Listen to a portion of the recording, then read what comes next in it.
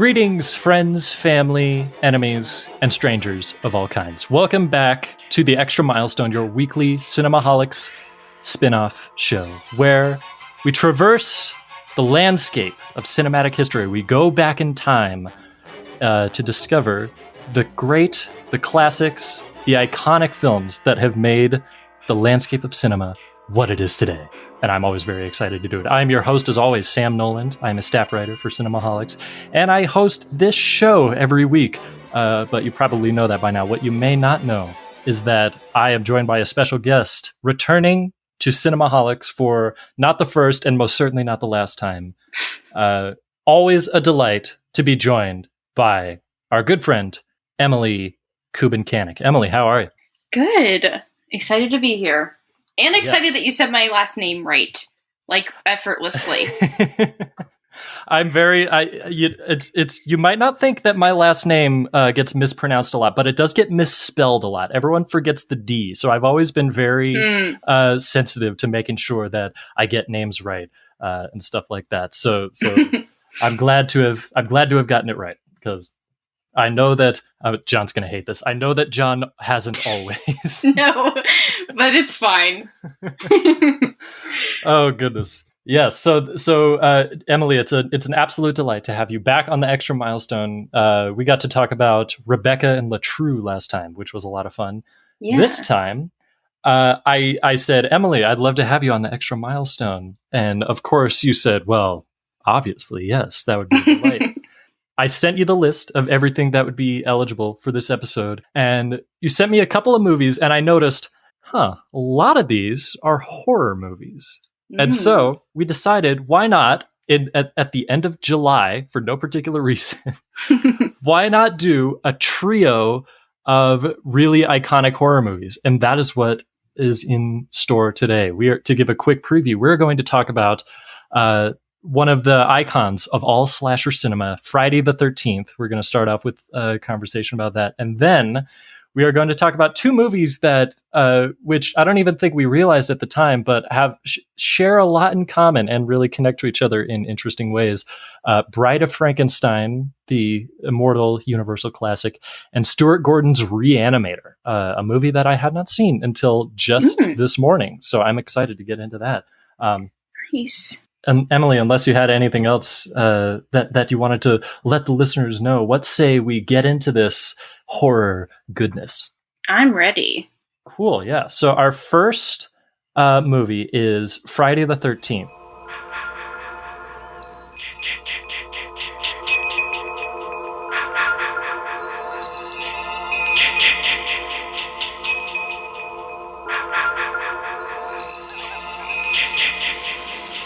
Hello?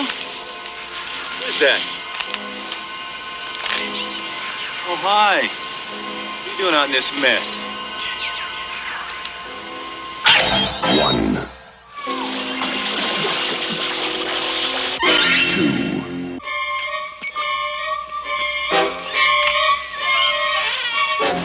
You're doomed.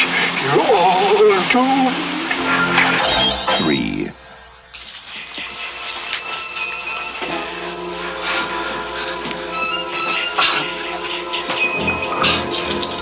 We weren't doing anything. We were just messing up. 4.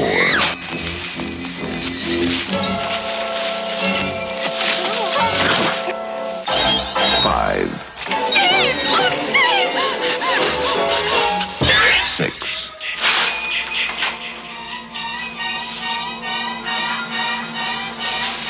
'Must be my imagination.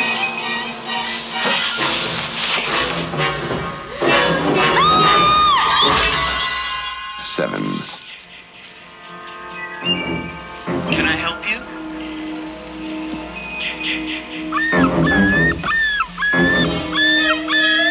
Hello? 8. 9.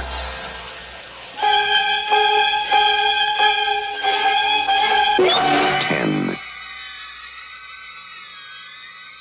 Now, Emily, I want to know right off the bat, because this is there have been a lot of Friday the 13th movies, and it's sort of evolved culturally since this original film that we're going to talk about. But I want to know, what is your connection to the original that we're going to be discussing, but also just the series as a whole. For the longest time, I was so afraid of horror movies. I never watched them. And then in high school, I don't know what really sparked it, but I just like went through every classic horror movie. AMC would have like the 31 Days of like horror or something for Halloween. And so I think this is when I watched it for the first time. I have like a vivid memory of knowing it without like the memory of actually watching it for the first time. But and then I know I've watched the remake and I know I've watched the second one. But yeah, it's just weird that it is like it's a cultural thing for me more than like an actual movie. But this was like, I know this was at least like the third time I've watched it. Nice. So it was like it's one of those things that is just sort of a presence rather than actually just a movie itself. That's very interesting, and then actually that's a point that I actually do want to bring up when we get into it. So if I'm understanding that correctly, so you got to see that in a theater back in the day?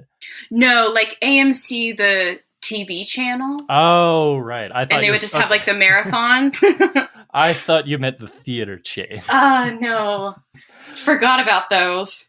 Oh my, haven't we all? Yeah. And you know what? Maybe we're better off for it. I'm not an AMC fan personally. Full disclosure, I do work at Alamo Drafthouse, but that is another discussion entirely. We hold a bit of a grudge against AMC and their duplicitous ways.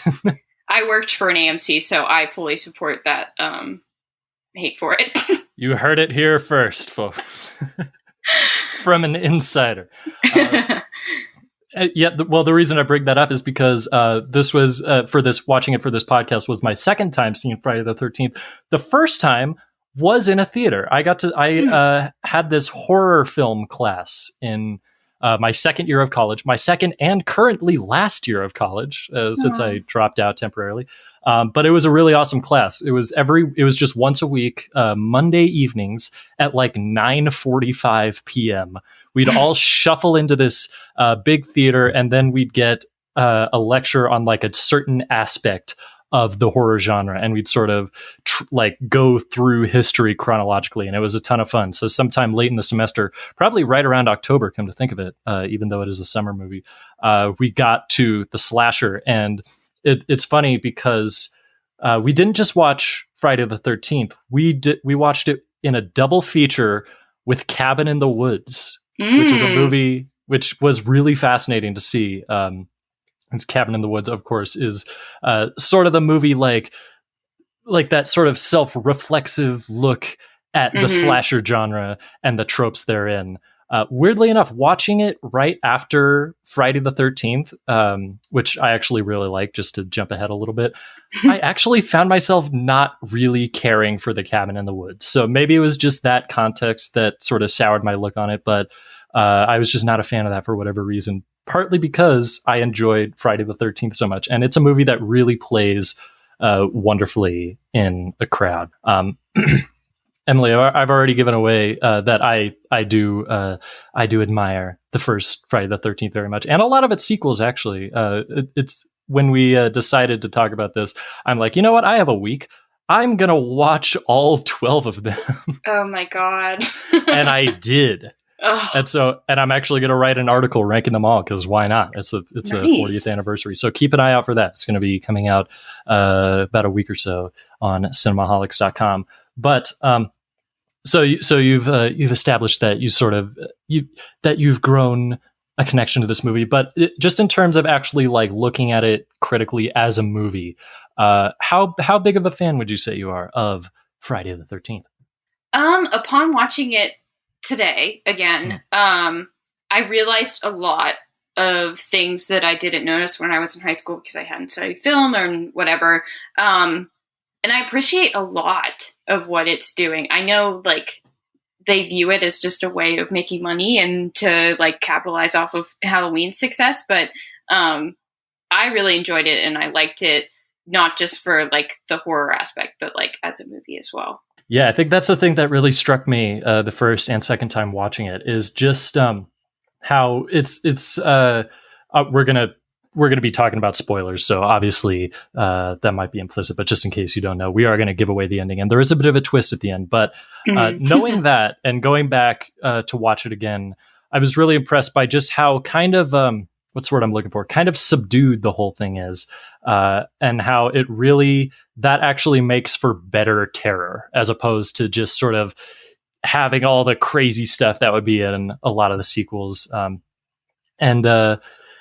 It's funny that you mentioned how they just made it for money, because that was kind of the primary concern. The director, Sean S. Cunningham, who had previously worked on Wes Craven's The Last House on the Left, which is a really fascinating horror movie from the early 70s. I'm not entirely convinced it's good, but it's really fascinating.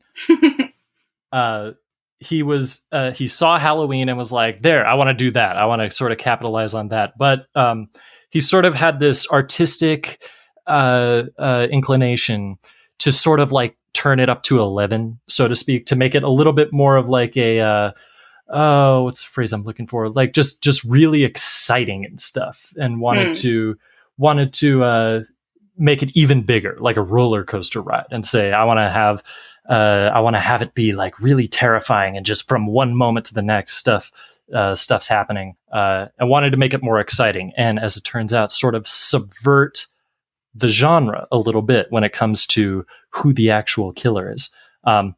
Emily, I might be putting you a little bit on the spot here, but we've talked about sort of the legacy, sort of the idea of the movie. But what is like actually, what's sort of the actual plot? Like can you set the stage a little bit, do you think?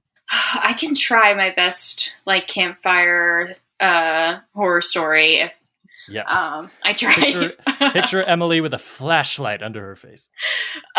So it starts out with a flashback to the 1950s, and all these camp counselors are playing music, and then two of them sneak away to go have sex in this attic.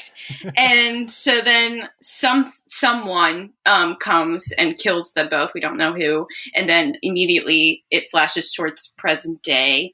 And it's also June the 13th in the 50s and now in the present day. And so then this one woman or young girl, she is trying to get to Camp Crystal Lake. And the whole town's like, it's cursed, don't go there, da da da da. And so then we kind of have this vibe that it's dangerous, but we don't know why yet. Yeah, it's got a real Dracula vibe, like when the guy's going like, I'm here to see Count Dracula, and everyone's like, oh gosh, why? Yeah. Why would you do that? That's what it really reminded me of. Yeah, and so I guess like this one guy's trying to fix up the camp until he and start having campers again, and they haven't had that since like the 60s. People have kept trying, but bad things have kept happening there.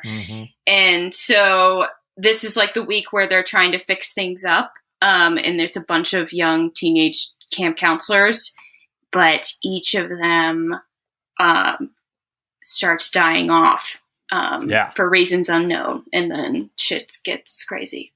Yeah, you're not wrong. That's a good way to sum it up. Yeah, it starts with, it actually kind of takes a while. Besides that initial flashback, or I guess it's not really flashing back, but you know what I'm saying. That initial prologue setup, the prologue. Yes, that's the word I'm looking for.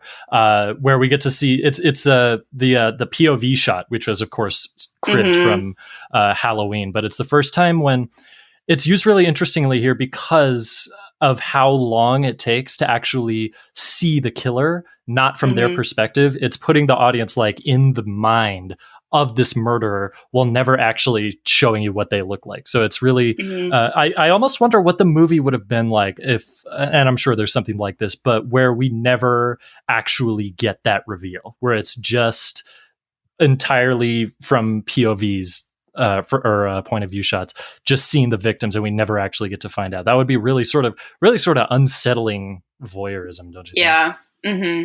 I wonder. I'm sure there's a movie out there like that. If there is, let me know, because I'm very curious. But yeah, it does take a little while after that for it to really get going with the horror. We see that they're trying to open up this camp. It's just in the woods of New Jersey, and it's an actual camp that is still in operation today. I was fascinated to find that out, that they still, like, it's still probably not right now, obviously, because of the state of the world and everything, but it, like, during the summers and everything, it's actually a camp, and they have like a memorial to Friday the 13th. I'm like, that must be really terrifying sometimes, just to know, like, this is where all that fictional stuff went down. Gosh, I wonder. I hope none of it's real. I would be very scared. I'm not a camper, as you could tell.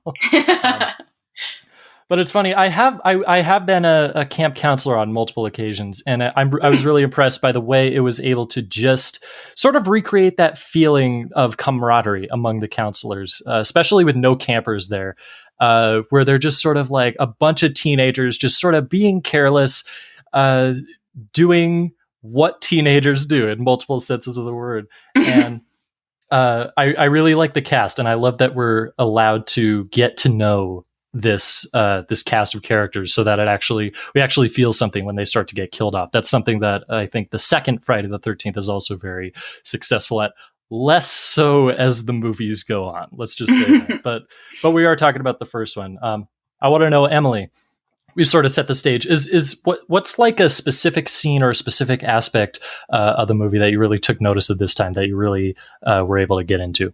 I think one of them is definitely the POV type of shooting. I feel like the way that we don't really see we see gore, but not really as it's happening as much as in like other horror movies. I kind of like it sticks with me that like we kind of see their last waking like facial expression, and then like cut away in a lot of the times that people are dying, which is really interesting. And a lot of the movies that I like kind of use the camera where it's shaky and they're in the woods following people. And so I enjoy that. It's definitely unsettling. But I really like the music. I think it's like subtle enough in the beginning that it's not like, oh, they're definitely trying to scare us. And then, but like, towards the end, it like gets really powerful. And so those are the things I liked. Nice. Yeah, I do love that, that sort of creeping idea of it. There's one scene in particular where they're all just sort of hanging out at the lake. There's like this pier there. And we see off in the distance a POV shot from like the woods across the lake of just looking at all these counselors, and they're like, oh gosh, what's going on? And by the way, there's this other counselor, Annie, the first person we meet, who has mysteriously not shown up yet. She's actually the first counselor that we see get killed, or that we understand to be murdered. And that's really frightening. And I have to mention this. It has nothing to do with anything, but during that scene, someone pretends to start drowning. I think it's Ned, like the jokester. And two of the other counselors go to dive into the water. And the way Kevin Bacon dives into the water is one of the funniest things I've ever seen. Because it's literally just a belly flop, but like with his hands in the formation of a dive.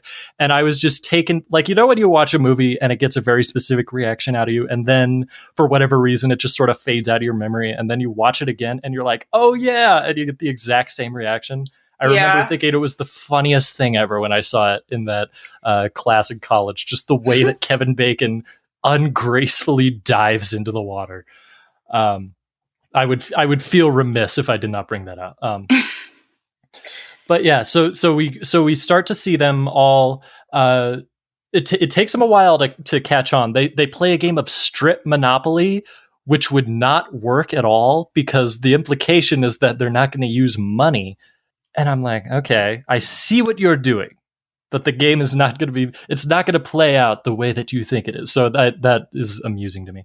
But it takes them a while to catch on, and we just see them get slaughtered one by one. I think Kevin Bacon's death especially is this really iconic image where he's just laying in a bed and then an arrow pierces up through his throat. And it's like really terrifying. but eventually we get to the last camp counselor, Alice, played by Adrienne King, who's really, really good in this movie. I like her a lot. And is just running for her life when suddenly who shows up but this kindly older lady. It is Pamela Voorhees, played by Betsy Palmer, in a reveal that still is just fascinating to this day. Emily, when you first saw this movie, did you know about that twist going in? It's hard for me to remember. I feel like I knew of Jason, but I didn't know of the reveal and like how that happens.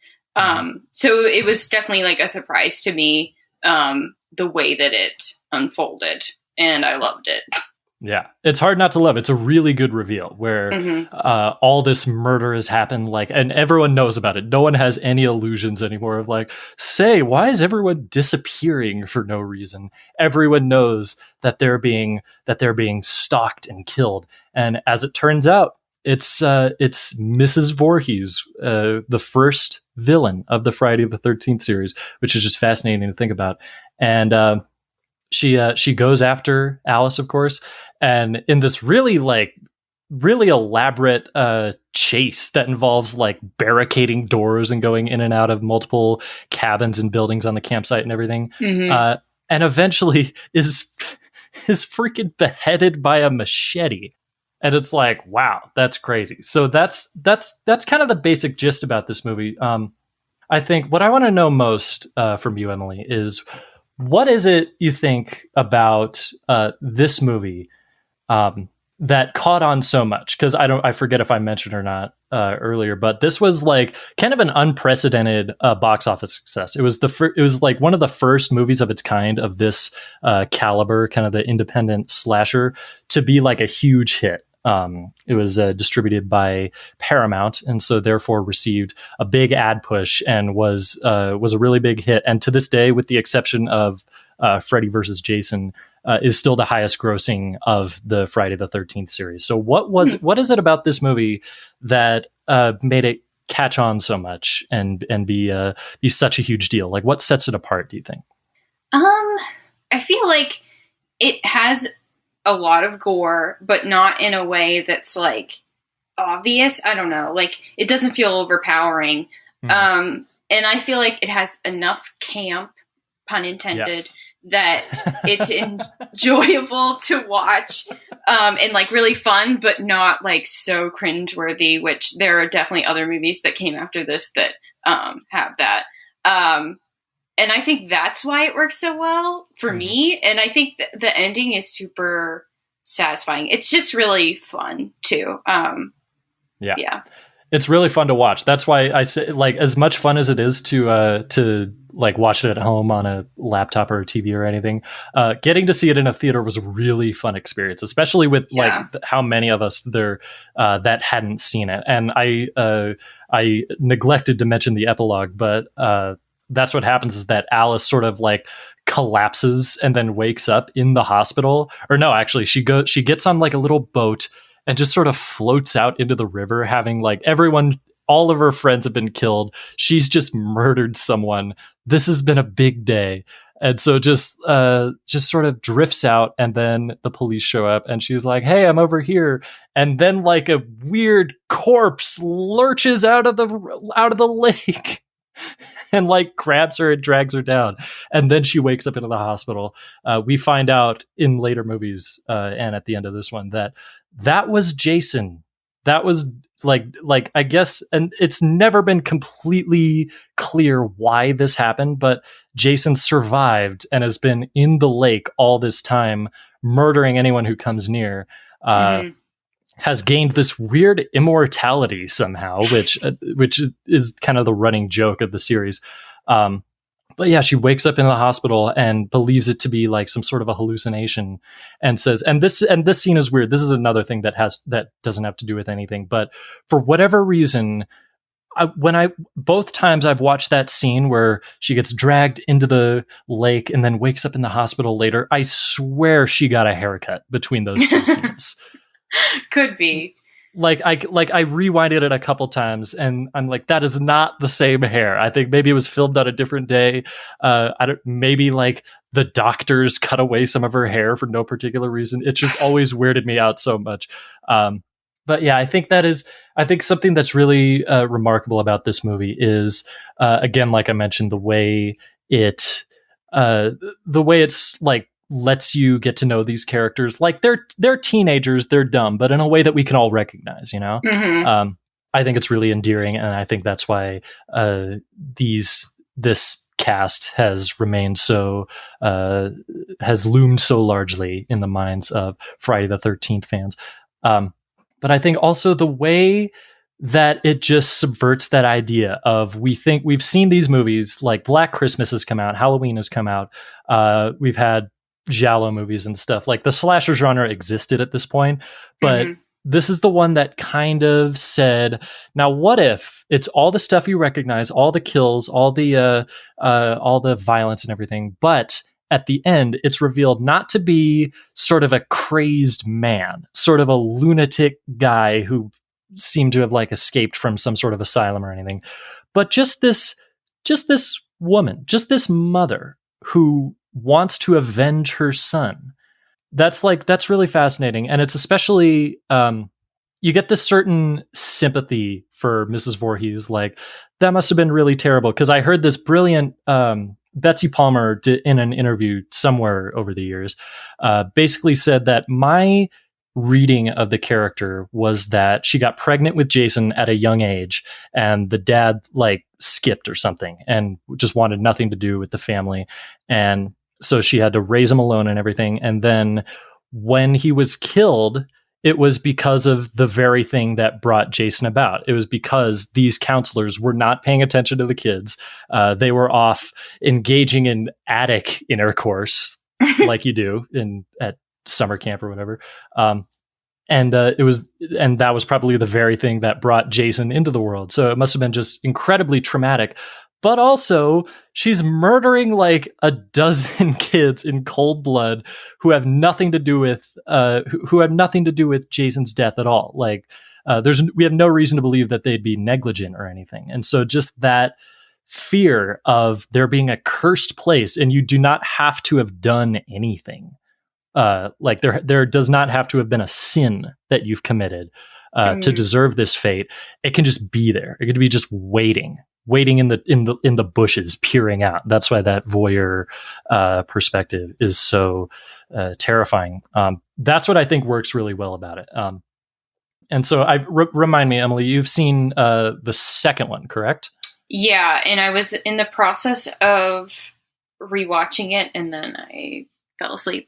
So no comments on that one. Fair enough. The second one plays very much the same way, although this one is actually Jason is actually the killer. And it's funny, in reading up on this, Tom Savini, the makeup artist, the immortal makeup artist, was really against that of Jason showing up, at the end. Like, it should have been. And honestly, I don't think it's the best thing, especially when they just sort of write it off as a hallucination. Like, it probably could have done without that.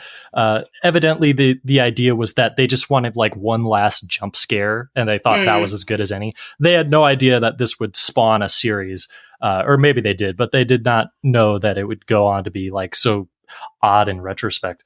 I had a point to make. Oh yeah, Tom Savini was really against that. Shout out to him. He lives in Pittsburgh. Oh, does he really? Nice. Yeah. You're a very good makeup artist. Tom, I know you're listening. If I may call you I'm a very large admirer of your work. So well done. What else was I going to say? Oh yeah. So yeah, the second one plays out very much the same, but again, Jason is the killer. And that's sort of the trajectory that the series went on. It just got to really weird, bonkers places. Like watching them all within a week is a strange experience because it goes from one movie to the next, no rhyme, no reason. And they cranked them out. There were 8 of them in the 80s. And oh, wow. I actually like a lot of them. Like I was surprised to find out how much fun I had with it, but also it was weird to see how just this movie, that this very modest, might not be the word, but very subdued, very kind of thoughtful slasher went on to such a cacophonous franchise of nonsense. And so it reminded me, and this is a segment that I did sort of on the fly with when I was talking about All Quiet on the Western Front with Julia Tatey and Will Ashton.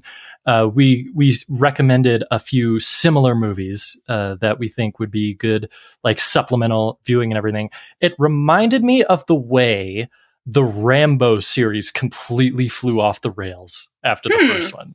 Yeah, I don't know. Have you seen any of the Rambo movies? No, I have not.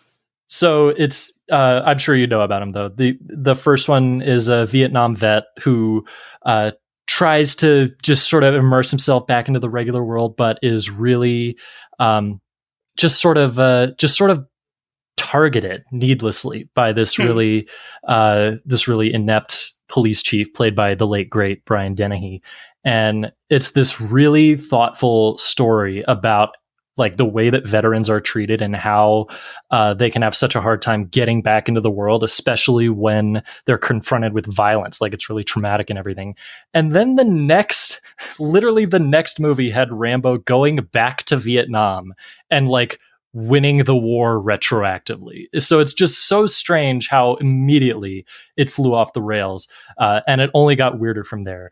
I was wondering, I told you this earlier that we were going to do this. What's a movie that similar in some way or in some ways, or maybe not so similar to Friday the 13th, that you think would maybe make a good double feature in theory? So there's a movie called Madman, one word. It's from the year after this, and it's like a lower budget of the same movie. And I watched it through the Shudder series, The Last Drive-In, which I recommend like watching it because they have all the like trivia and tidbits in between, but it's absolutely ridiculous.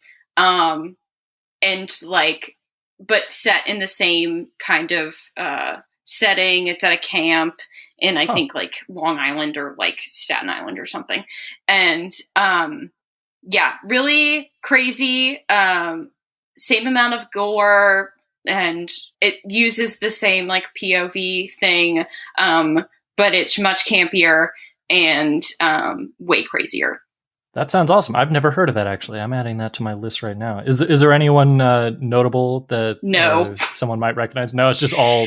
Yeah. Notable. Yeah, I guess like it totally flopped and no one really remembered it until I think like not too long ago. And like it's like a cult classic for horror fans now. That's the way I like it. No unrecognizable. That's awesome. I will add that to my list right now. Emily, I've talked a lot as I often do, as much as I try not to.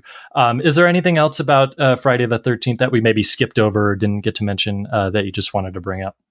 I guess for me, the second time watching it, I didn't really know how to handle the like final girl thing, because I feel like it's really interesting that it ends up being this mom at the end and you're kind of thinking, oh, she's safe. Like she feels kind of safe for a second. And then like, obviously she's the killer. But I feel like having a woman be the perpetrator would definitely like turn things around for the genre. I don't know like if that was the intention or not. I haven't read or anything, but that was just something that resonated with me this time. Interesting. So like, so you're saying like if it would maybe send the wrong message, you think? No, I just mean like, I know a lot of people talk about the final girl thing in slasher movies, but most of the time it's like a man killing them. And like having, they're punished for their sexual experiences or whatever. But it just felt interesting that like this woman was the one doing it instead of a man. I don't know if that was anything notable, but that's just like something that made me think. I don't have like a true analysis of it yet.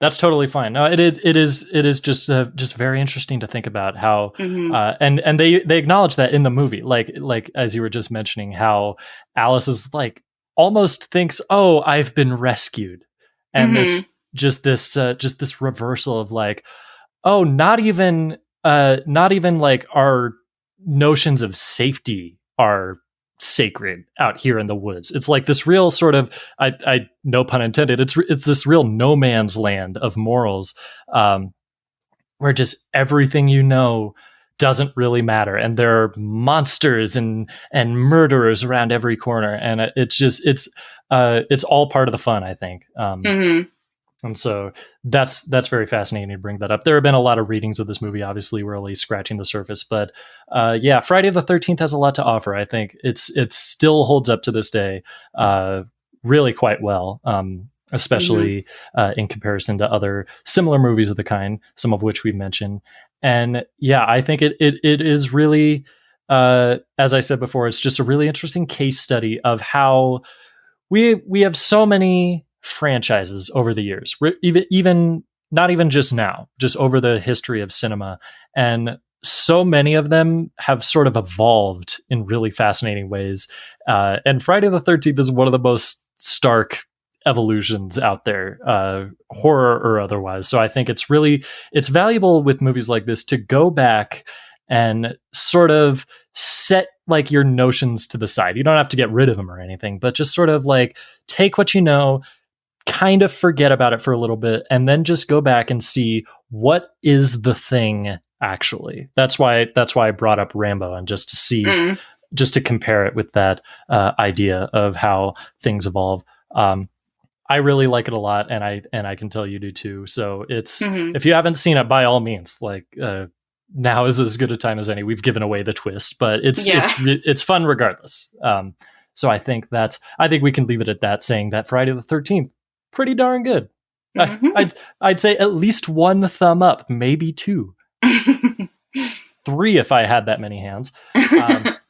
So I think we're going to move on. We're jumping around chronologically a little bit. We're going to go back to the year 1935, and we are going to talk about the iconic classic of Universal's monster series that went on for quite some time. It is Bride of Frankenstein.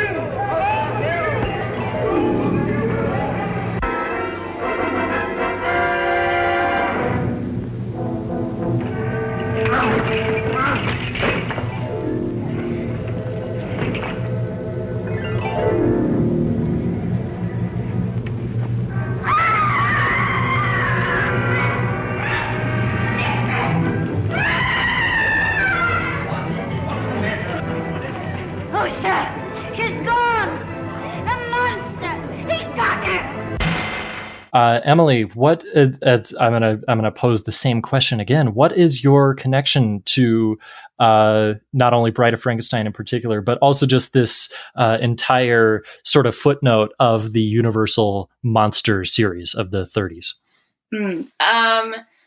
Well, this movie I have been trying to watch for like years, but it's always been one of those movies where I'll like turn on and then I'll end up doing something else, or like I'll turn on for friends to watch and then we end up talking through the whole thing. And so I hadn't really finished it until just recently. But I know of the character, like the bride, way more than I like expected to, like before going into this movie. But I'm like really familiar with Frankenstein, the book. I read it in multiple literature classes. Nice. And so seeing that kind of the story changed, and some of the like original book coming up in the sequel was really interesting to me.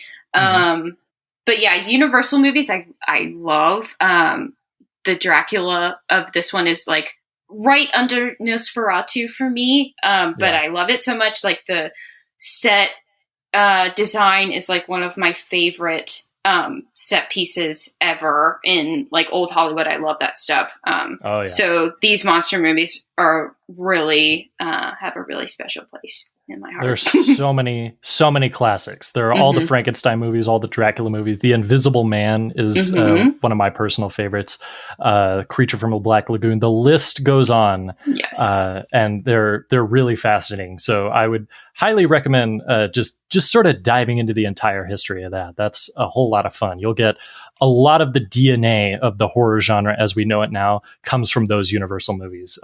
And just to plug another thing, if you're really interested in like the history of it, You Must Remember This has a series on Bela Lugosi and Boris Karloff, which kind of like talks about their relationship and like the movies that they made separately and together.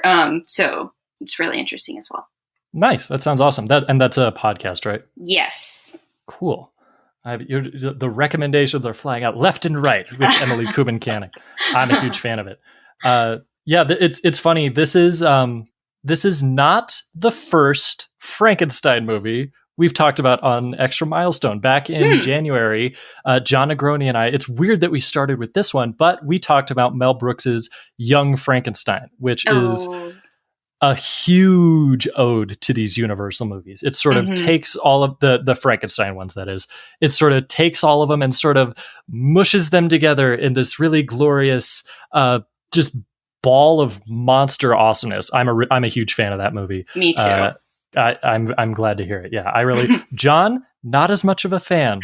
And so that's actually one of my favorite episodes of Extra Milestone I've ever done, was when we talked about Young Frankenstein. So if you'd like to hear a little bit more detail about that movie in particular, I do recommend that one, as much as I hate to self-promote in that way, but that was a lot of fun.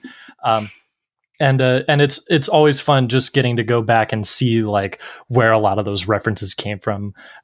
This is my first time, or no, my second time seeing Bride of Frankenstein. Back in, I want to say 2016. I was like a senior or junior in high school, and I decided, you know what, I'm gonna do exactly what I just recommended. I'm just gonna watch a bunch of the Universal monster movies, and this one was absolutely one of my favorites when I first saw it. Just the imagery and the storytelling and just how efficient it all was. That was really stunning to me. It is, of course, a sequel to Frankenstein, directed by James Whale. James Whale returned to direct and he really, really didn't want to. Like, he declined on so many occasions to do it, but was eventually persuaded because he felt a little bit of inspiration. And also he said, I'll do it if I can have like a lot of creative control over it, which he did get because, and this was hilarious to me, the head of Universal, Carl Laemmle, is that how you say it? Laemmle? I'm not entirely sure, but the head of Universal was simply on vacation at the time. Like, he wasn't there. And so James Whale got to just sort of do whatever he felt like. And it went through a huge extended editing process. And I don't know if you read up on the production at all, but it was just riddled with problems. I think Boris Karloff had a dislocated hip that like had to be held in place throughout the shoot. I think Colin Clive, who plays Dr. Henry Frankenstein, not Victor for whatever reason, Henry Frankenstein had a broken leg and had to, and you'll notice almost never walks in any of his scenes. And there was just so much that went on the production. So since we're here, we might as well let's talk a little bit about Mary Shelley's novel and how it sort of evolved into the Universal movies, which are sort of now understood to be kind of the definitive image of the story of Frankenstein. So I hate to put you on the spot again, but what is what is sort of the idea of the novel specifically? Let's just start with that. Like, give us the premise if you don't know that already. Okay. So Victor Frankenstein is not the monster. He is the doctor, yes. Scientist. And he, it's been a long time since I've read it, but he, starts looking in graveyards for dead bodies to reanimate. And he ends up making the monster, and which the movie refers to as Frankenstein, and like that's become the thing that people think of. And so the monster tries to like learn how to be a human, but accidentally, or I can't remember if in the book he accidentally kills someone. He tries to save a young girl, and people like find out about him and go crazy and go after Victor. And and so then I'm trying to remember. I think like he ends up going away on a like ship, and then and that's the last thing I remember. Yeah, it's. I apologize. I should have asked you before this, but yeah, I read it like a year or so ago. And yeah, that's pretty much it. Like Frankenstein is just sort of possessed to say, you know what? I'm going to try to unlock the secret of bringing back life from the dead. I'm going to essentially play God. And indeed, the subtitle of the novel is The Modern Prometheus. And so. And the thing that really struck me as I went back to read the original novel recently is just how sort of neglectful Frankenstein is of the monster. Like it's sort of just comes and goes really fast. Like, and I reanimated the creature and then he left. Like the creature just sort of leaves. And then eventually they cross paths again. And it's all about sort of punishing the sin of trying to take life into our own hands. This very sanctimonious thing that we can barely even understand, and trying to harness it for really selfish and irresponsible needs. And that was mostly what they adapted in the original movie in Frankenstein from 1931.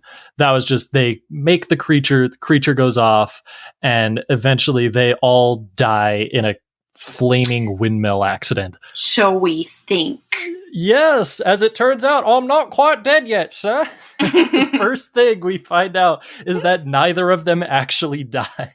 Which is so interesting, because I feel like that's the setup for most like slasher sequels. Yes. It's like every time you think someone's dead and they're actually not. And they've been doing this since the 30s. Yeah, and not only like slasher movies, in the Frankenstein series itself, I'll never understand why they did this time and time again. At the end of every single movie, Frankenstein's monster would die, and then the first thing that happened in the next one was, it turns out they're not. I'm like, come up with a different angle for once. Oh man. And you know who has that distinction of coming back to life at the beginning of every new movie? Jason freaking Voorhees. It all comes full circle. I think that's fascinating. And yeah, so it turns out it takes place like seconds after the original movie ends, a la Star Wars: The Last Jedi. No time has passed, and they say like, all right, well, we're gonna send you back. We're going to take Dr. Frankenstein back to the castle. He's set to be married today. We're not going to let this incident with the creature that's been brought back from the dead put a damper on our spirits. It's kind of funny how quickly everyone kind of gets on board with this, you know? Like, that's the kind of thing that's always weirded me out about these movies in particular, is just how quickly everyone is to take to the idea that mortality is an illusion. At least for this one character. And so it's funny how we sort of get this reverse version of the scene from the original, where this iconic image where Dr. Frankenstein says, "It's alive!" And then we see someone hunched over Frankenstein. Hey, look, he's alive! So again, all comes full circle. And it's we see in Bride of Frankenstein, we see a couple of plot points from the original novel sort of show up in this, because the original is actually a rather unfaithful adaptation. Like, it sort of just takes the basic premise and a couple of plot points, but puts its own spin on it.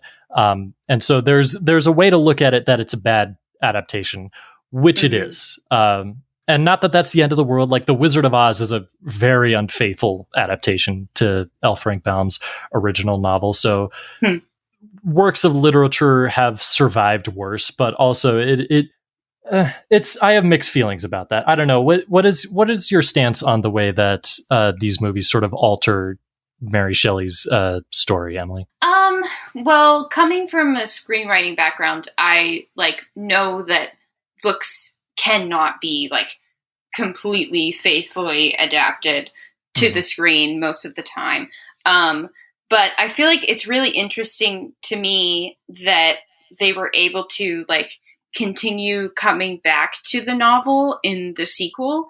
And they were obviously still interested in the source material and what they could do with it in the franchise, which I found really cool. And then we didn't talk about this yet, but they have a prologue with actual Mary Shelley and her husband, and them talking about the novel, which was really interesting to me. So yeah. It is kind of this self-serving thing that sort of made me look at it, give it a little side eye, because we see Mary Shelley, played by Elsa Lanchester, who also at the end of the movie plays the bride of Frankenstein's monster, which I loved. To show the duality of humanity and storytelling. It's really awesome. And Elsa Lanchester is fantastic in both roles. Lord Byron is there, and they're talking about oh, Mary, we're so impressed by that Frankenstein story you've written. Who knew that such a horrifying tale could come from such a woman, unassuming woman? Yeah, that's really a girl. That's the kind of thing. That's the kind of thing you'd see on Star Trek, the original series, all the time. Is just this attempt at being progressive and equal and everything, but also they still have this sort of condescending stance that they're taking. So it's there. She kind of just takes it though. She's yeah, I did it.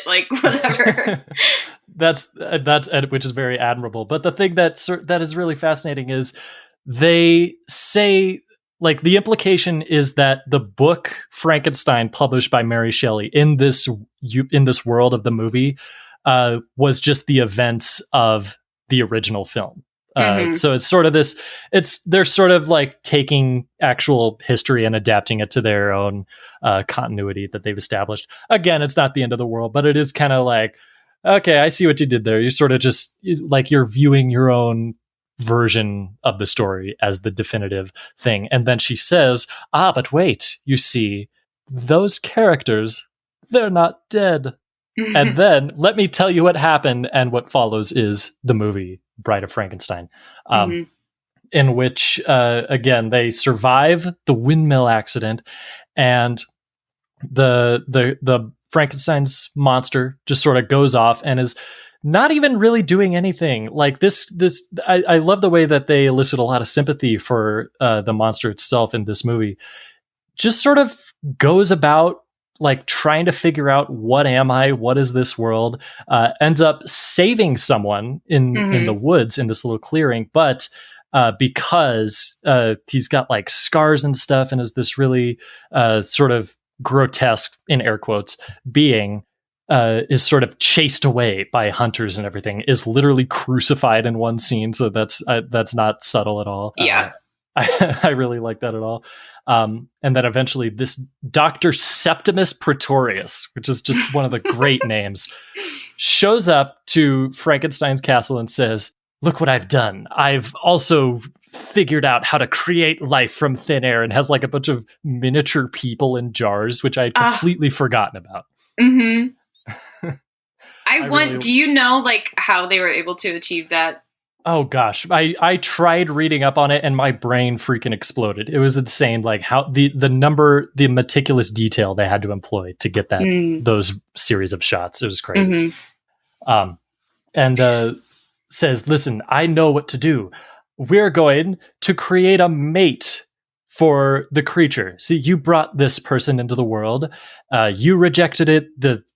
Humanity as a whole rejected it. Why not give the creature at least someone to share their exile with? Like, that's kind of the implication. Mm-hmm. And Frankenstein, in a very detailed bit of character development, says, okay, let's do it. After having moments ago renounced his creation and taken like practically a blood oath to never do it again, just decides to do it again. And so sets in motion the series of events that is Bride of Frankenstein. Emily, I'm going to ask the same question again. We've set the stage. What's something about this movie that you really took notice of, having officially seen it for the first time? I guess the fact that it uses things that happen in the book, but in different like variations of it. And I feel like it's interesting because we've already seen the monster kind of understand how humans work in the last movie. And so now I just feel like I wonder like what we are trying to see him learn. I guess like, I don't know. So the novel, he ends up going to this blind man's house. And since he can't see him, he's very nice to him. And that happens in this movie. In the book, his children come and then they see him and they run away. I don't remember that happening in this one, in the movie. Yeah, and they actually sort of divide that plot point in the book into like two separate moments in the movie. Where in the book there's like this family, they live in like a little cottage, or it might have even been a tent or something. And the father, or maybe the grandfather, is blind. Everyone but him leaves. The monster says, "This is my inn. I'm gonna go like get along with a human." And of course, because he's blind and has no reason to reject the monster, obviously they become very friendly. The monster, by the way, in the book, very well spoken, and not like the sort of hulking, lumbering creature that we know today. That was something that I found very fascinating. And yeah, in this movie, we see just before the monster goes to the blind man's shack, like this family sort of just gets terrorized. Like they're just out in the woods, like around a campfire. And the monster goes up and is like, "Hey, help me. I'm a living being." And they're like, "Gah!" And they run away. So it's this very obvious metaphor, but also a very powerful one, how just the simple act of not being able to see what this creature looks like is all it takes to understand that, oh, it's a living being too. And that's why, again, I say the sympathy for the monster is really impressive in this movie. Yeah.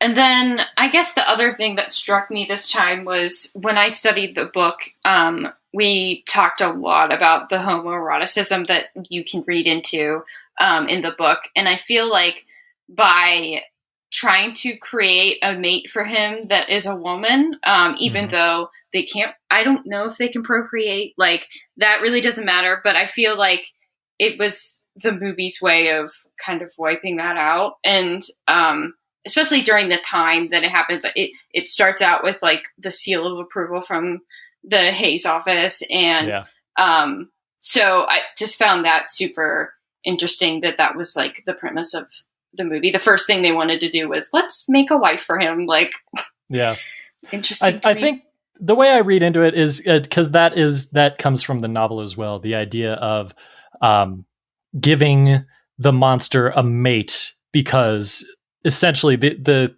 attitude is it's the least we can do. I don't think the implication is that they'll like have children or anything. It's just so that they'll have each other. Although in the novel, what happens is that the monster threatens Frankenstein, says, "Build me a mate or I'll exact my revenge." And sure enough, Frankenstein's like, "Okay, fine, I'll do it." But then at the last second changes his mind because very specifically of the fear that what if they procreate and my creation overtakes the entire world. And so it is really it is a little demeaning that like just the idea of creating someone very specifically to be a partner to someone else, to like complete someone in air quotes who already exists, which actually I think they're not unaware of, considering how how the bride reacts when she first shows up. So we might as well just talk about that, because eventually they do go through with it. They do create the bride, the whole business with the lightning and everything that all goes down, and then they unveil her to the world. She's got this fantastic hair that apparently took forever to style and everything. And there's like a wire sculpture inside of the wig, as it turns out. So that's neat. Very iconic look. And the monster's like, "Ah, yes, my beloved, greetings. It is I, your dear doctor, or not doctor, your dear monster partner." And she's just like, hiss, and and that's kind of it. It's this really remarkable hiss, and it's almost there are multiple ways to read it, but I think I read it as just kind of a resentment of that idea of like, I exist just to be like someone else's property, essentially. Like that's basically what it is. They're not incredibly subtle about it. Did you have like a similar reading of that moment? Yeah, to me, it felt like it was like man's worst nightmare, is that like, who you are, you created your perfect mate, and then she doesn't want you back, like, and like doesn't accept that fate. And so that's the way I read it. And so they have to be blown up in an explosion because of it.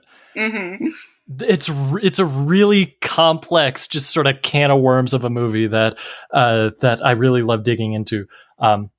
You mentioned the homoeroticism of it earlier. What you're referring to there is the character Pretorius is long believed to be sort of like a coded gay character, in the way that he sort of tempts Dr. Frankenstein away from marriage, away from this, vanilla heteronormative matrimony, to this sort of unnatural way of life and procreation and stuff. And of course, if you don't know, James Whale, the director, was openly gay as well. So it's not a far-fetched notion to read into the movie.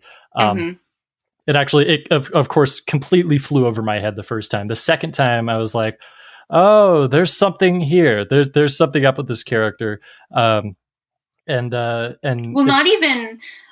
even just him. Just in the book in general, I think the way that Frankenstein interacts with the monster, and the way he sees him and like is interested in him, is, I feel like, can be read as a little bit homoerotic. Too.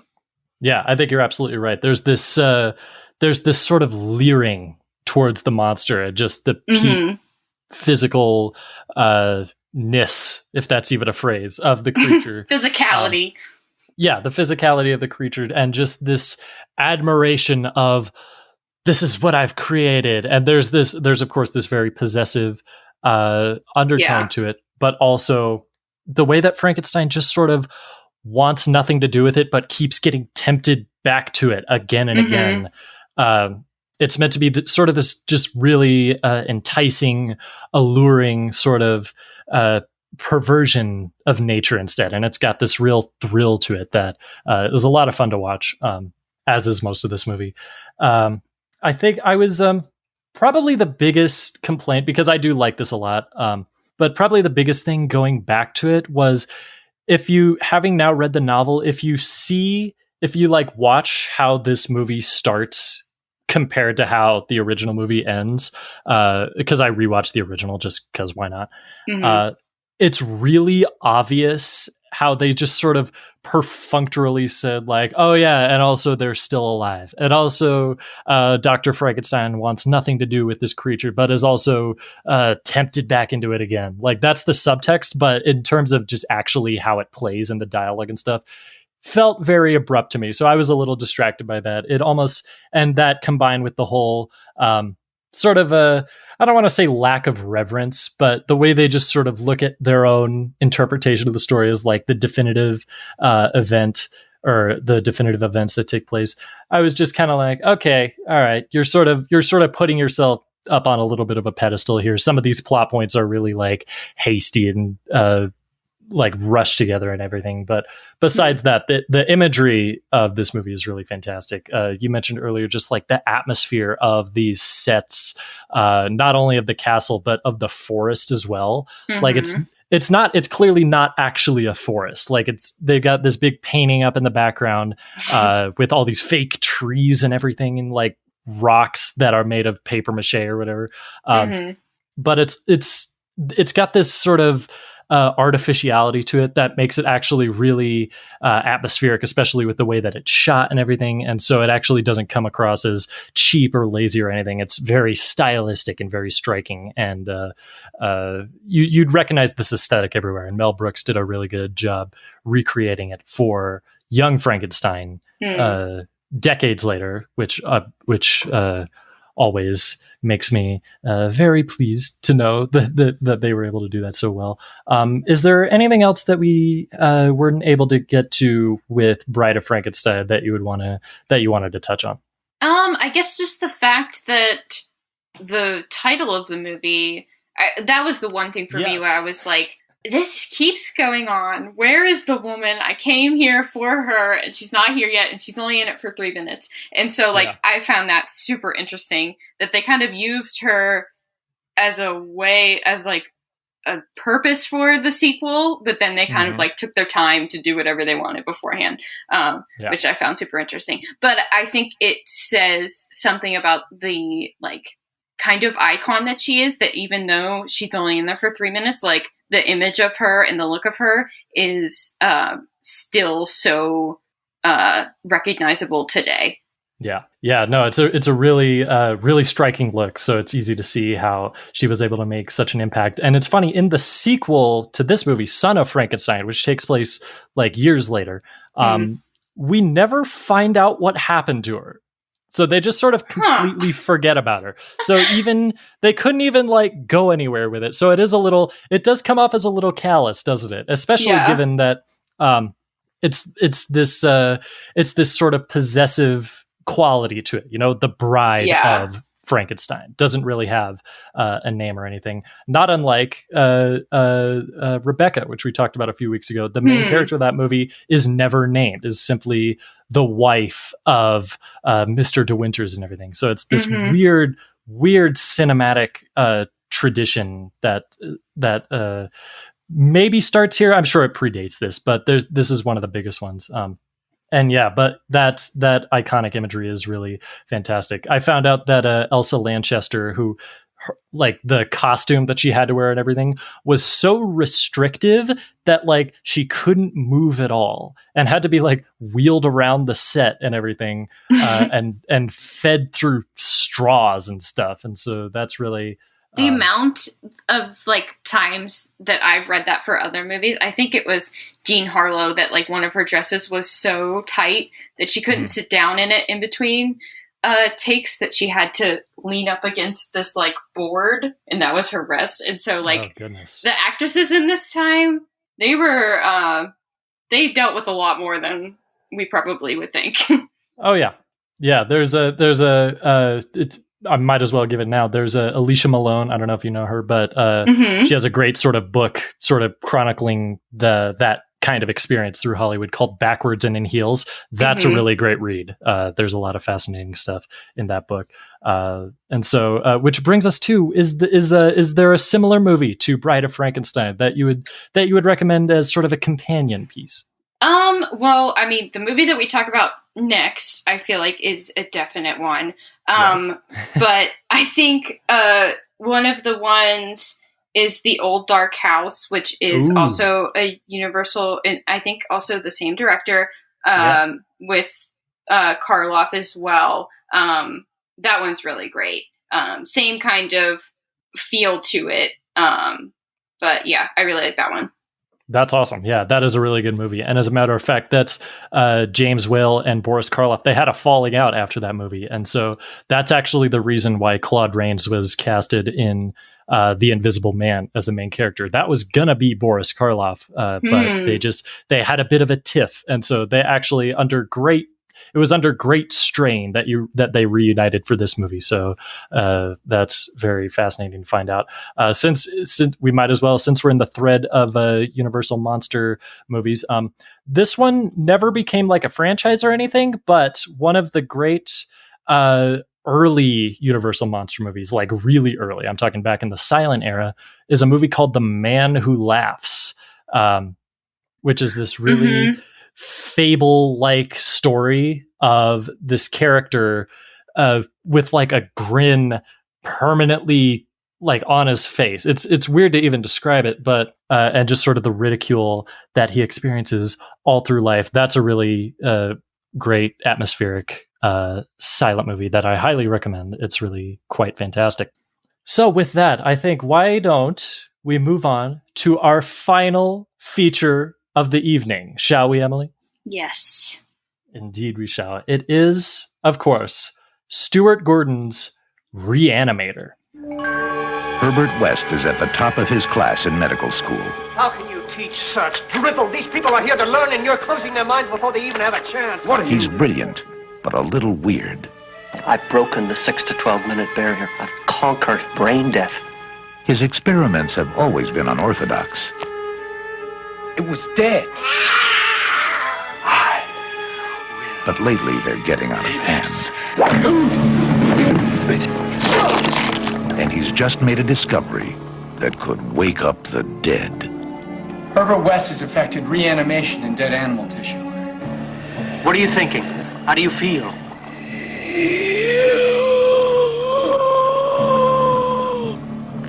You?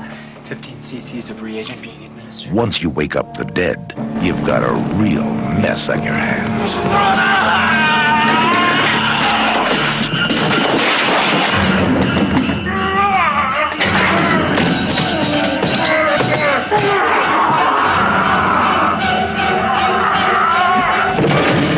Herbert, you're insane! Now what happened? I had to kill him! Now this is based on a short story written in, I want to say 1921 or 22, so almost 100 years ago now. Herbert West, Re-Animator. Emily, have you read Lovecraft's short story? I haven't. Oh yeah, I thought I have some extra time, so last night I actually did read it. And it's relatively easy to find online. It was released in like a serialized manner. So it was sort of one chapter a week in this one newspaper. And so it's actually sort of a strange experience reading it all at once, because each chapter of it, I think there are 6 chapters if memory serves, each one sort of recounts the events of the previous one, not unlike the old film serials and stuff. So I was confused at first. I'm like, I know this already. Why are you rehashing this information? But then I realized, oh, this was released 1 week at a time. And so that's just sort of the way it exists. H.P. Lovecraft, one of the very famous sci-fi writers of the early 20th century, has had an indelible impact on literature and cinema as a whole to this day. Also, kind of a horrendously racist guy. I don't know if you know that. I don't. Yeah, I'm not going to go into detail, but reading parts of the short story Re-Animator, I was like, oh my goodness, this guy was incredibly prejudiced. So that was, it's uncomfortable to go back and read. And weirdly enough, Lovecraft was not a fan of Re-Animator, the short story. He was very upfront about it, just did it as like sort of a cash grab, because he got, I think it was $5 per installment. And I don't know exactly how much that is from inflation, but evidently it was a relatively hefty sum, enough to put in the work every week. And like diehard Lovecraft fans say that, yeah, it's not the greatest thing. And I'm going to say they're right. Like, it's fine. It's just, it's sort of interesting. It's meant, and this is the fascinating connection that we've been teasing all along. It was meant as to sort of poke fun at Frankenstein, which at that point, had not been adapted to film by Universal. There were a couple shorts in like the 1910s, one of which is actually quite good. That one that can be found on YouTube pretty easily. But yeah, it was just sort of meant. It's a story about this guy who tries to revive dead bodies of humans and animals alike, and sort of the recurring joke of it really is that it keeps failing miserably because it's really hard to do. Like it just keeps almost working, but then something goes terribly wrong, and the way it concludes in a way that's like really funny and kind of ironic. But just in terms of a story, like it's not very engaging. But it was enough to inspire Stuart Gordon to make an adaptation in 1985 because evidently, as the story goes, he was tired of Dracula adaptations and wanted to see a Frankenstein one and thought, well, the Frankenstein, the story itself, has been adapted so many times. Why don't I adapt this parody that's sort of fallen out of favor? And at the time, it was actually widely out of print. And thus we have Re-Animator. Emily, what is you've seen this before, correct? Yeah, actually, not too long ago, I think like a month ago, one of the writers at Film School Rejects, Meg Shields, she's a huge horror extraordinaire in my eyes, and she told me to watch this, and so this is my second time watching. Nice. And what was your reaction to it that first time and also this time, if they're different at all? So, even though I am a horror fan, I'm extremely squeamish to gore and like gross stuff. So the first time I watched this, it was a lot of torture, but I enjoyed it, to say the least. Oh goodness. The effects on this movie are next level. It is absolutely insane. The Q-tip in the brain, weirdly enough, is what gets me more than anything. That sends shivers everywhere. Yeah, I'm just going to shout out right now. The makeup leading effects artist was John Carl Buechler, who, weirdly enough, it's amazing how much this keeps coming full circles, directed several installments of the Friday the 13th series. Wow. It never ends. The connections never end. And yeah, the story is based on mostly on the first two serialized chapters of the short story, of the Lovecraft short story. And it sort of concludes in a way that's meant to be sort of self-contained, that also sort of has echoes of the conclusion of the original short story. But the basic gist of it is that there is a scientist, Herbert West, played wonderfully by Jeffrey Combs, who has decided, not unlike Dr. Frankenstein, I'm going to devote my entire professional life and career to unlocking the secret of bringing people back from the dead. And what happens is that he sort of gets the attention of another young student at this college. Let me look up the name. Dan Kane is the character, played by Bruce Abbott, and they just sort of go about trying to figure that out. And it's a lot of gore. It's a lot of reanimated, like severed heads and stuff, and lots of corpses. There's a lot of morgue scenes in this movie. It's mostly an effects showcase, I think. Is that fair to say? Yes. Yeah. And a damn good one. I want to know what. So you mentioned that it is horrifying and really just physically hard to watch sometimes. Yeah. But besides that, as a movie itself, would you consider yourself a fan of this? Yeah, I mean, like, I don't think it puts itself, like, on that high of a pedestal when it comes to the story. Like, I think it's pretty self-aware that it's, like, pretty simple and kind of silly. But then the effects of it and the visuals of it is what makes it so different. Yeah. Yeah, I think it's interesting that you bring up like the humorous element to this. There's a lot of imagery in this movie that, if it's not meant to be funny, I would be very surprised. It's like this just surreal imagery of like dozens of corpses leaping around and just doing God knows what, and all this crazy stuff happens that we can barely even make sense of how this all came about. I think it's meant to be sort of morbidly hilarious to watch at times. Which it's gained it's considered a cult film widely, which I think it definitely fits that description. I think a lot of cult movies, there's sort of this perception, which is not entirely untrue, but this perception that a cult movie is just sort of defined by a general presence of like really weird sex and violence. And while that is definitely true, there's an important angle to that, which is a lot of the best cult movies are kind of off-putting. Like they have to be kind of hard to watch sometimes. And that's the reason why not everyone can get on board with it. It's not because it's like tried to do something and failed. It's because what the hell is it? Like it has to be hard to figure out. Yeah. To me, like the definition of like a cult movie is it's not taken seriously widely. And so the fans of it are like so dedicated to, you know, being fans of it and like supporting it. Yeah.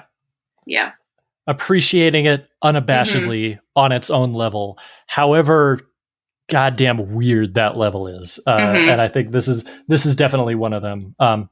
One of the early scenes, which I think is has this hilarious detail in it, is where it's in Switzerland, I want to say, in Zurich, Switzerland, and there's been some sort of accident, and these doctors like rush into a laboratory where this doctor is writhing around on the ground and then dies, and there's Herbert West saying like, "I didn't kill him, I gave him new life," and thus we get just sort of the entire identity of this character. The name of that doctor who dies in the first scene is Hans Gruber, which is, of course, Alan Rickman's character from Die Hard. And this predates Die Hard. So either that's a huge coincidence or John McTiernan was a fan of Re-Animator, I guess. I like to think it's the latter. I actually don't know.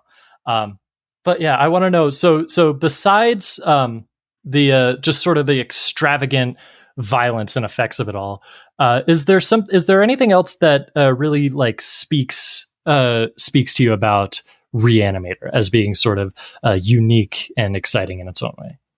I guess just like watching Dan's character kind of go along with this like really weird guy that he lets live in his house, and like he's definitely the worst roommate you could think of. Oh yeah.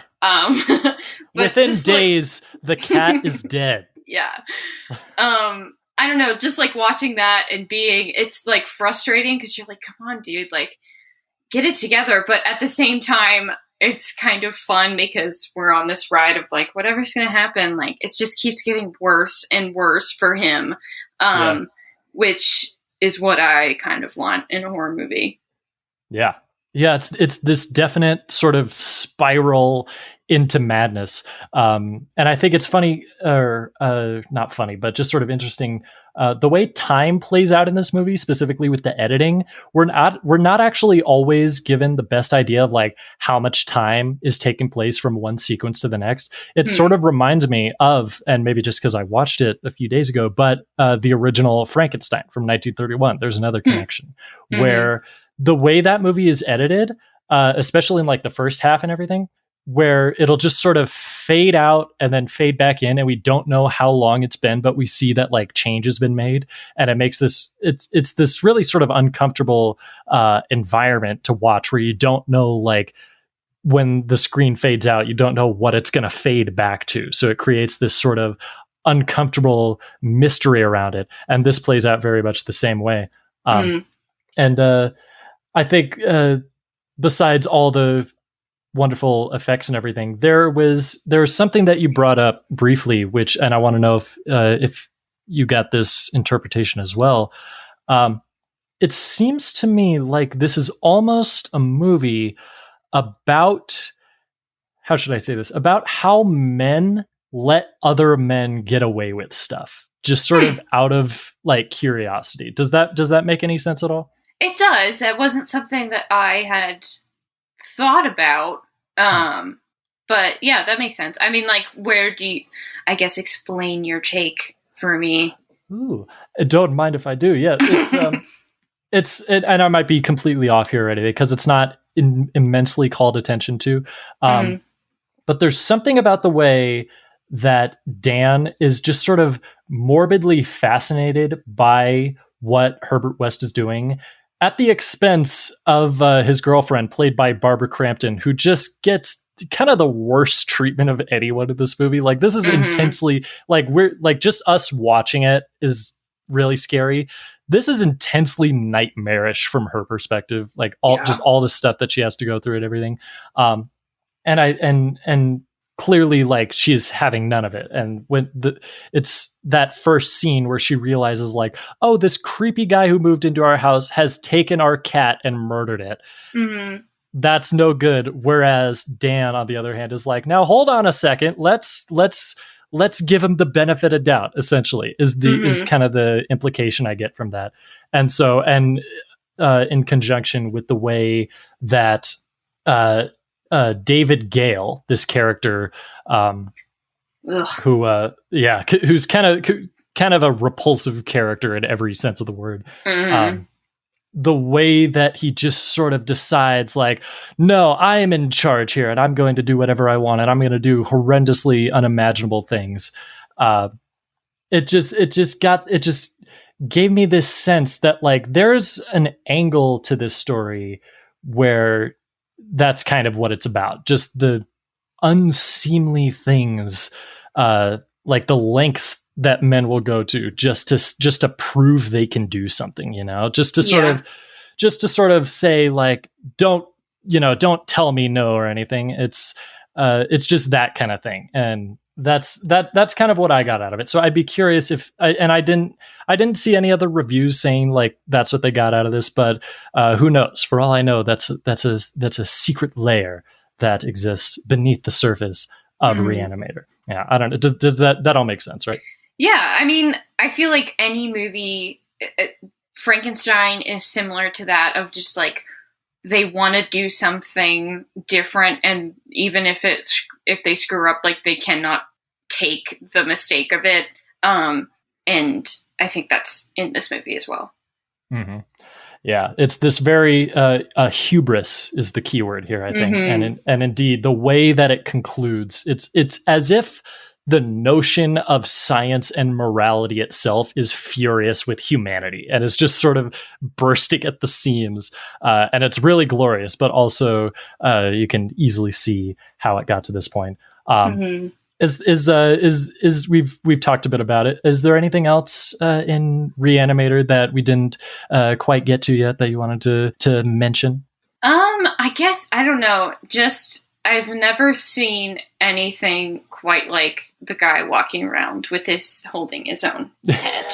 Like, I think that is such a crazy image and, like, something that will haunt me for sure a while after this. It's really impressive too. Like, with the exception of one shot where they have the torso with no head, like, walking up to a desk. There's a very clearly visible stagehand, like, holding the puppetry equipment in the background. Like, I'm amazed they let that. I'm amazed they let that into the final movie because it's incredibly obvious. But besides that, it's remarkably effective. There are scenes where it's just this guy holding his own head, and you're like, "Oh gosh, and how'd they do that?" But it works because it's so convincing. So I think that's no small feat there. So that's 3 movies we talked about with very impressive makeup effects and stuff. So I think we chose a hell of a 3. Is there a movie that you wanted to recommend in conjunction with Re-Animator to go along with it? So I had watched the movie that Gordon made the year after, From Beyond, before I watched Re-Animator. And I don't know, I just feel like it's disgusting too. I don't know if it's, like, the story-wise as interesting to me, but I just feel like if you like that level of grossness, I think it has the same amount. Emily, you took my recommendation. I was going to say the exact same thing. From Beyond is the movie that Stuart Gordon made, also with Jeffrey Combs and Barbara Crampton, the year right after this. And it's also a Lovecraft adaptation. And that's the one with like brain doctors who discover that the pineal gland might be the key to all of reality and stuff, and unlocking this alternate dimension filled with like flying sea monsters. It's really grotesque and has some arguably even more repulsive effects than Re-Animator. So that is a hell of a movie. I watched that just the other day because I was like, what better time than now? And I was thrilled and also repulsed. So I'm glad that we're on the same boat with that one. And with that, I think unless there's anything else, I think that might be our show. Emily, thank you so much for joining me. I hope you had as good of a time as I did. Thank you for having me. I always enjoy being on the show. Yeah, I look forward to many more in the future.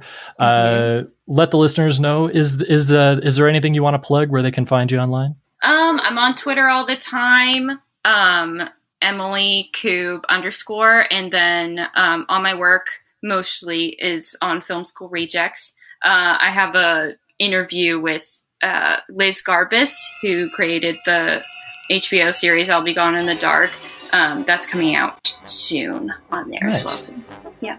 That's awesome. Yeah, definitely go check that out. I am on Letterboxd, of course. That's where I just log everything I'm incessantly watching. And also, I'm back on Twitter for the time being. It's been almost a year.